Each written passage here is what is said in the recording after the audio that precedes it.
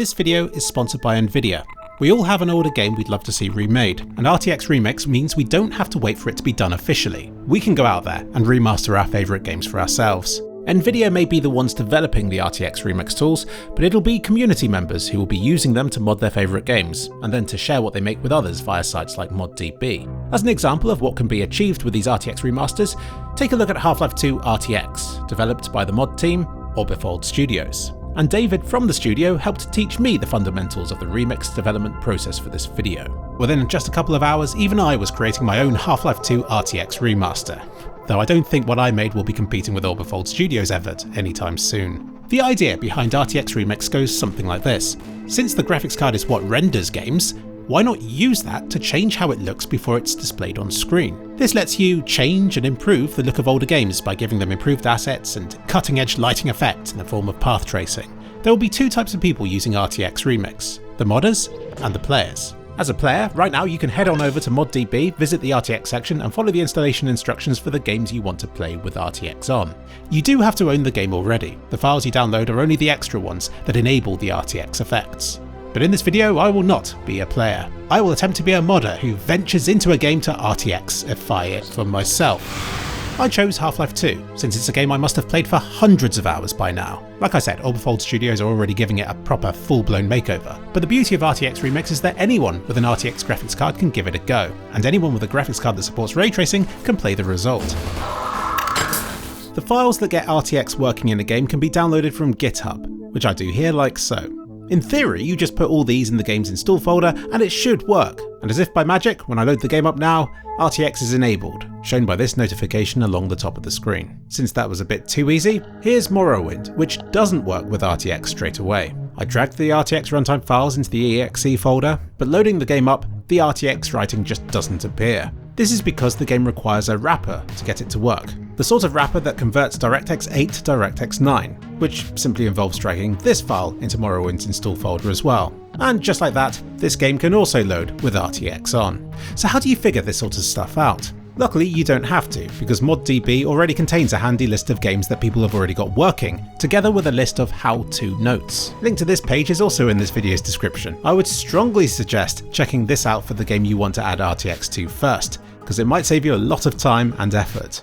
Back to Half-Life 2 again now, and as you can see, the game is looking quite different, because it's now featuring path trace lighting, and also reflex and DLSS. You could end it here, job done.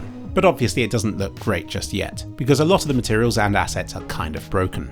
Using this RTX menu, you can select broken things and attempt to fix them by assigning them different roles. I can already significantly improve the situation by selecting the sky and by telling Remix that it's the sky. I can also break it more by assigning bits of the scenery to the UI.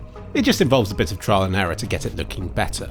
Meanwhile, Morrowind's in need of similar tweaking, because none of the game's HUD or menus are showing in-game until I assign each individual HUD texture to UI using the RTX menu like so. It took about 3 minutes of work, but now it's done, all these elements will show up forevermore. I encountered bigger problems with Morrowind once I reached the outdoor section, and I got a few aspects of it fixed, but it was again ModDB's list of RTX games that saved me here, which listed handy tweaks, and a config file that already had all these texture tweaks done to them, which some kind modder has uploaded to the site for me to use.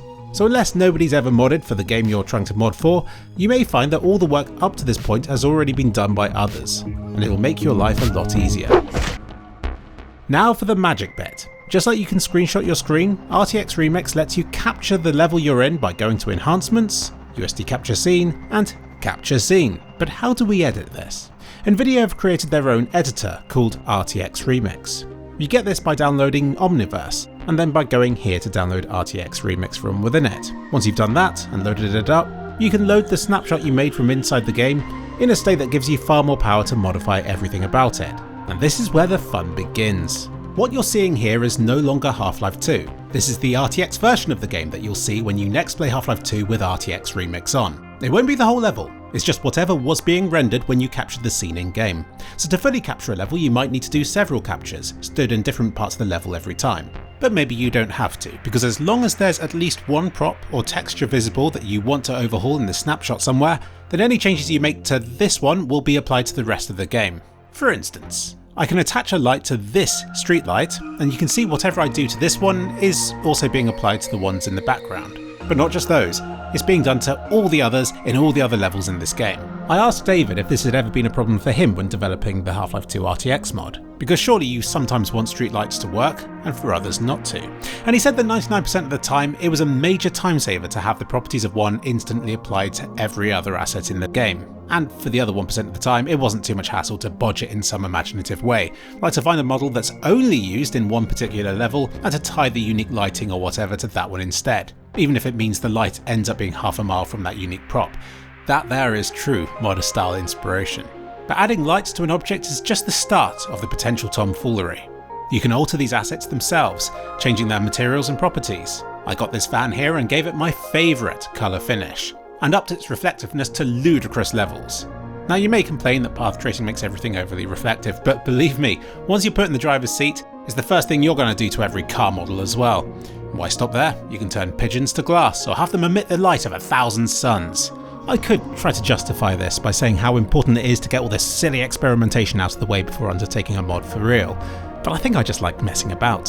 So just before we move on to the next topic, please let me show you this impossibly bright and reflective transformer I modified that's now just casually sat here, lighting up and reflecting one of my favourite video game levels of all time. I'm very proud of it. So this is what you can do to the models in a pre-existing game. But what about the flat surfaces? Well, for that Nvidia have their own built-in upscaling tools. I intended to do it with just one, but my upscaling addiction won out and I eventually upscaled most of the level just to see what worked and what didn't. This wood material, when upscaled, looks beautiful, and if you don't believe me, just look at how blocky it looked before, like something from Half-Life 1. But wood was one of the upscaling's biggest successes. For the most part, it just transformed ugly messes of pixels into less ugly looking and more usable looking surfaces. Rocks got a suitably rough looking appearance, roof tiles looked more lumpy and textured, metal got a generally smooth and shiny looking one, so I wouldn't say most upscaled textures ended up looking beautiful. It just made them more usable with the path traced lighting. The beauty of upscaling existing textures in this way is that it retains the look of the original texture, because every pixel from the original carries itself across the resulting upscale in some way, retaining the same cracks and blemishes in a way that you wouldn't get from a handmade texture replacement. The downside is that the upscaling may get the material type wrong. With these transparent textures here, it made the parts that should have been transparent into a solid block of colour, but the way it upscaled these windows impressed me because it gave the window bits more of a reflection than the rest of it. But then you can see here that it turned these metal panels into wood.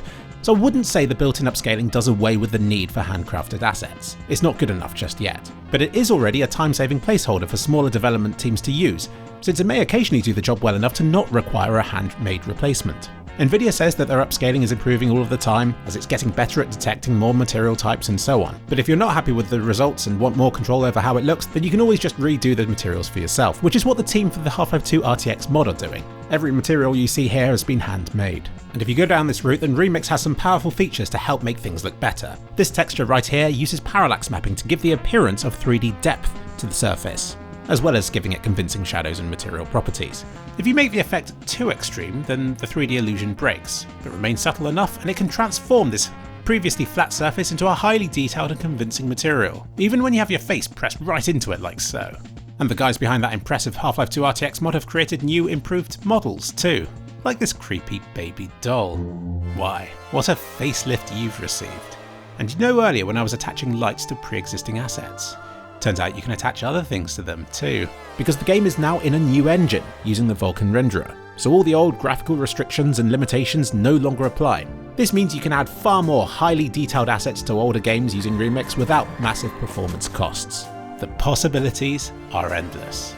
In terms of which games are supported, there is a certain era of games that will work the best, being DirectX 8 and 9 titles, which means games released between 2000 and 2005. Then anything newer than that will get progressively more difficult to remix for, and anything beyond about 2010 is most likely not going to work well at all.